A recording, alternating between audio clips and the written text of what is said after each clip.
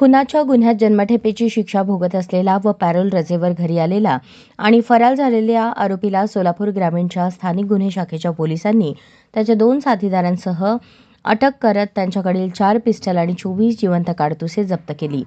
राज्यात सध्या परवानाधारक आणि अवैध अग्निशस्त्र वापरून होत असलेल्या गुन्ह्याच्या पार्श्वभूमीवर सोलापूर ग्रामीण पोलिसांचे लक्ष होते. त्या अनुषंगाने सहाय्यक पोलीस निरीक्षक विशाल वायकर, पोलीस उपनिरीक्षक रविराज कांबळे यांचे पथक जिल्ह्यातील अवैध शस्त्र बाळगणाऱ्या इसमांच्या मागे होते. त्यामध्ये वायकर आणि कॉन्स्टेबल प्रकाश कारटक यांना मिळालेल्या गोपनीय माहितीनुसार इसम नामे फारुक कळंबेकर हा जंगलगी तालुका मंगळवेढा गावच्या शिवारात राजकुमार बिराजदार यांच्या शेतात देशी बनावटीचे पिस्टल आणि जिवंत काडतूस बाळगून आहे अशी बातमी मिळाली.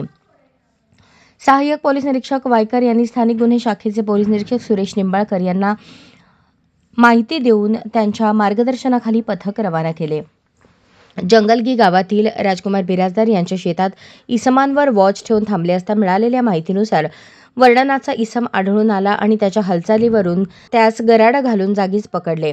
इसमाने आपले नाव फारुक कळंबेकर असे सांगितले. त्याला तपासले असता त्याच्या पॅन्टच्या खिशात खोचलेली एक देशी बनावटीचे पिस्टल मॅगझिनसह तसेच उजव्या खिशातून 5 जिवंत काडतुसे मिळून आली. अधिक माहिती घेतली असता सदर आरोपी हा रत्नागिरी जिल्ह्यातील खुनाच्या गुन्ह्यात जन्मठेपेची शिक्षा सुनावण्यात आली होती. तो सदरची शिक्षा कळंबा जेल कोल्हापूर येथे भोगत असताना पॅरोल रजेवरून येऊन परत कारागृहात हजर झाला नव्हता. पोलिसांना त्याचा ठाव ठिकाणा लागू नये म्हणून रत्नागिरी येथून पसार होऊन सोलापूर जिल्ह्यातील मंगळवेढा येथे बिराजदार यांच्या शेतात राहत होता.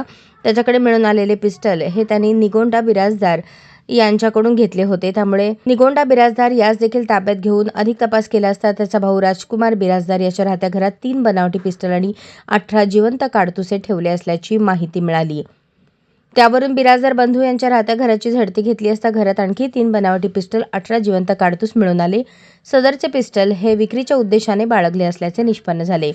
ही कामगिरी पोलीस अधीक्षक अतुल कुलकर्णी, अपर पोलीस अधीक्षक प्रीतम यावलकर, वरिष्ठ पोलीस निरीक्षक सुरेश निंबाळकर यांच्या मार्गदर्शनाखाली सहाय्यक पोलीस निरीक्षक विशाल वायकर, पोलीस उपनिरीक्षक रविराज कांबळे, पथकातील हेड कॉन्स्टेबल प्रकाश कारटक, विरेश कलचटी, अश्विनी गोटे, कॉन्स्टेबल अजय वाघमारे, हरीश थोरात, राहुल दूरकर, चालक पोलीस कॉन्स्टेबल सुनील पवार, अनवर अत्तार, बाळराजे घाटगे यांनी बजावली.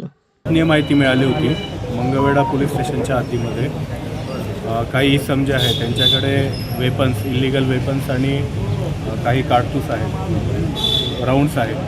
तर या माहितीच्या आधारे आम्ही आमच्या LCBच्या टीमला गोपनीय पद्धतीने तिथे पाठवलं रेड करण्यासाठी.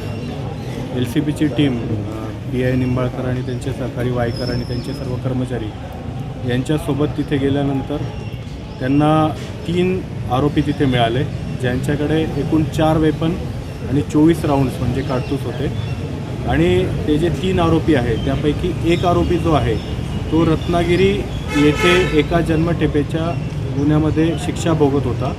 त्या जन्मठेपेच्या शिक्षेमधून त्याला पेरोल मिळाली होती आणि पेरोलवरती तो बाहेर आल्यानंतर परत त्याला जेलमध्ये जाणं अपेक्षित होतं, परंतु तो गेला नव्हता आणि स्वतःची ओळख लपवून तो या इतर 2 आरोपींसोबत मंगळवेढा हद्दीमध्ये राहत होता. त्यामुळे ती एक मोठी कारवाई यासोबत झालेली आहे. यातील जे हे आरोपी सगळे जन्मठेप भोगणारे आरोपी आहे, भोगून आलेले आरोपी आहे आणि काही पेरोलवरचे आरोपी.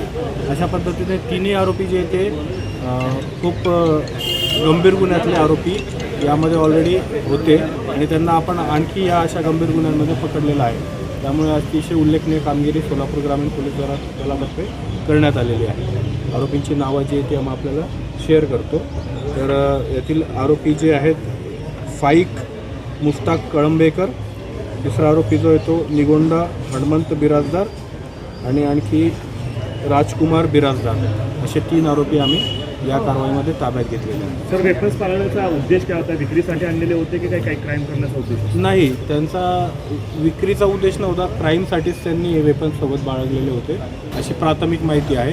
तरीसुद्धा आम्ही त्याच्यामध्ये आणखी चौकशी करतो आहे. यामधले जे आरोपी जे आहेत ते अगोदरच्या एका खुनाच्या गुन्ह्यामधले आरोपी आहेत. त्यामुळे त्यांनी ते वेपन सध्या का बाळगले होते आणि कशासाठी बाळगले होते याची अजून पुढे चौकशी सुरू आहे. अशाच नवनवीन अपडेटसाठी जनता राज्य न्यूज चॅनलला सबस्क्राईब करा, लाईक करा आणि शेअर करायला विसरू नका.